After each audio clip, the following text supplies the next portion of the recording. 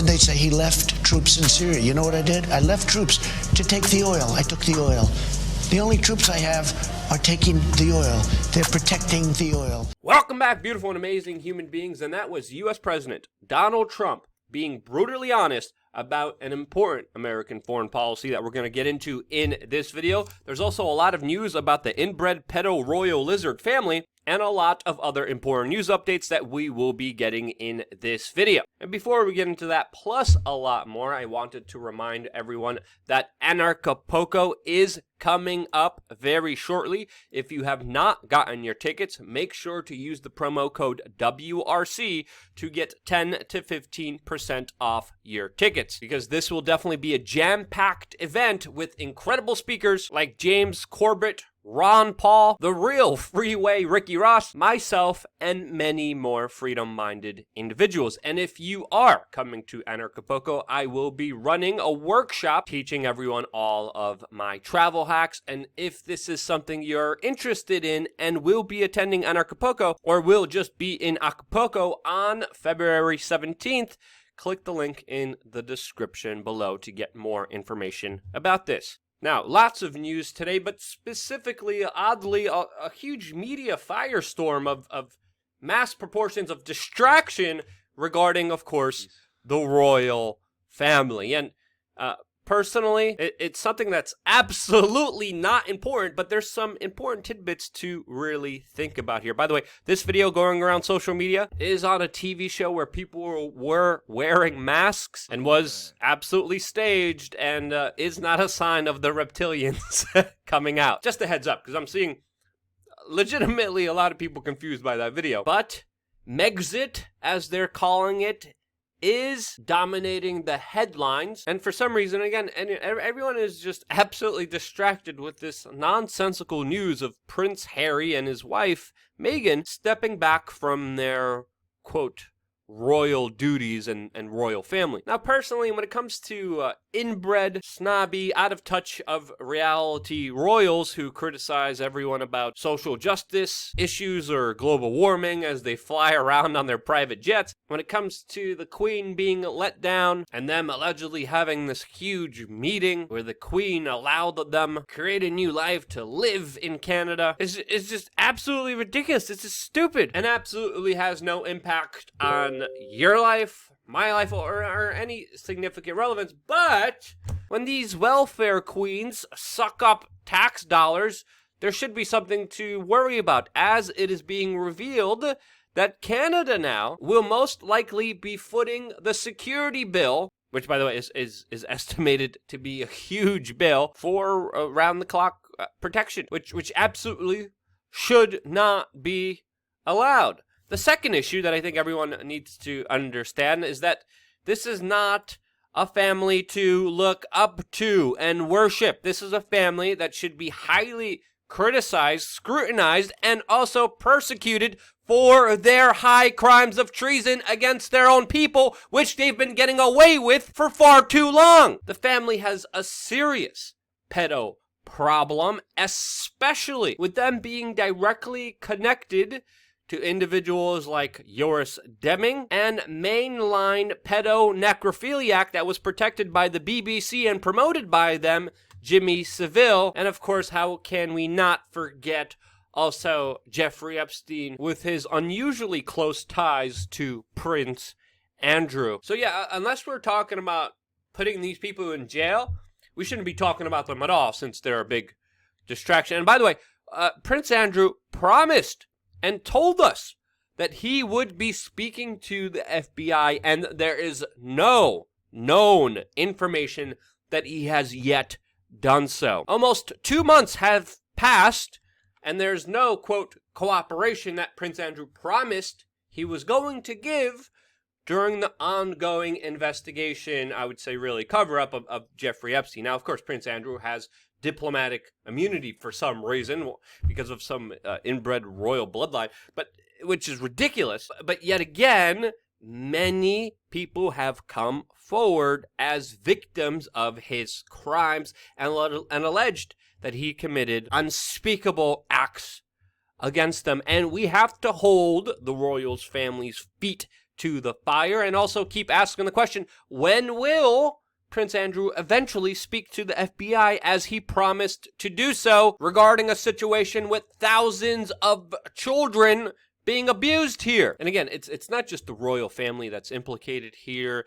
It's major politicians, it's Hollywood, and also tech, which really should be concerning to everyone, since the power that major tech has is I would say far more superior than many governments have. But along with this media firestorm, I've been seeing two kind of thoughts when it comes to this situation that are pretty prevalent. One, that this Megxit is some kind of decoy to forget about Prince Andrew. And the second is that this is a really bad family that Prince Harry and Meghan have every reason to leave, with even Prince Harry recently saying, quote, "I will not be bullied into playing a game that killed my mom." Of course, goes along with the prevailing thought that the royal family was behind the assassination of Harry's mom, Princess Diana. And wanting to leave it up to you, which one of these prevailing thoughts do you think is more relevant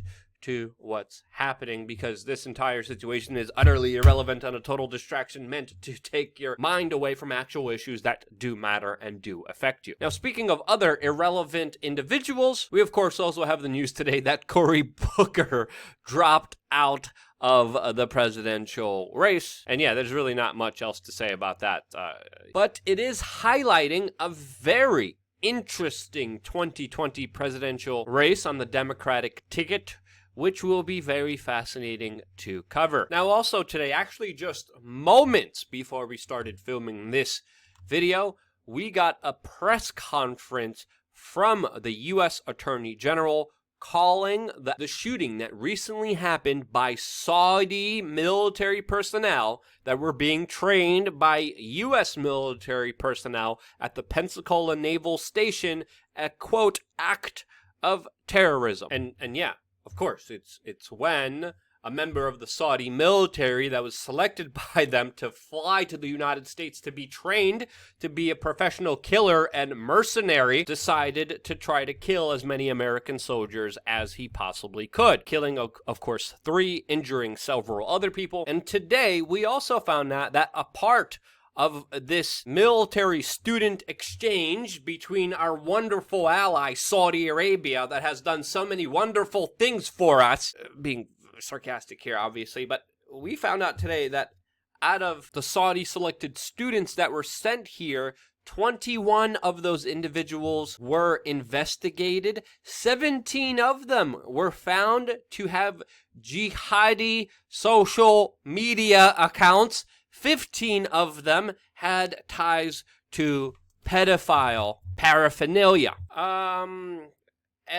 Yeah, Saudi Arabia definitely did it, send their best. But the bigger question is, why the hell is the U.S. military training Saudi Arabian jihadis how to, 1, fly airplanes, fly military aircraft, fly fighter jets, and also become professional mercenaries? Why do we need crazy Wahhabist jihadis trained to kill as many people as possible? This is, I believe, a case of huge dereliction of duty, or a case of a possible false flag that could have been planned here. Again, both of those options are possible, but until we get further information, it is still in the realm of speculation. But the love between Saudi Arabia and the United States is definitely growing, with U.S. President Donald Trump, who admittedly is selling U.S. troops, U.S.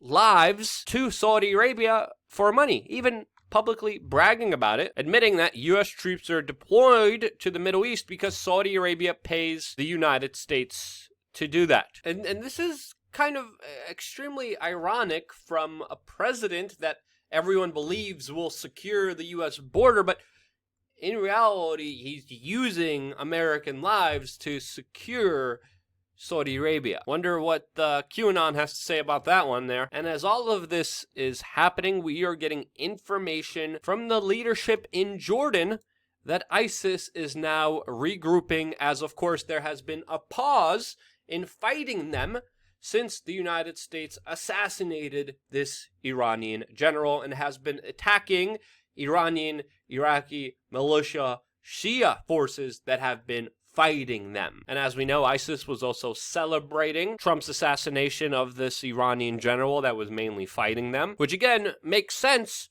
since Saudi Arabia is the largest exporter of jihadism, terrorism, Wahhabism, and Sunni-backed terrorism. All of this, as we are finding out that, as we covered yesterday, that the justification for this assassination was all based on bull, was all based on lies, as of course the Pentagon chief admitted that he had no evidence of, quote, U.S. embassies, multiple embassies, being, quote, under threat, as Donald Trump claimed.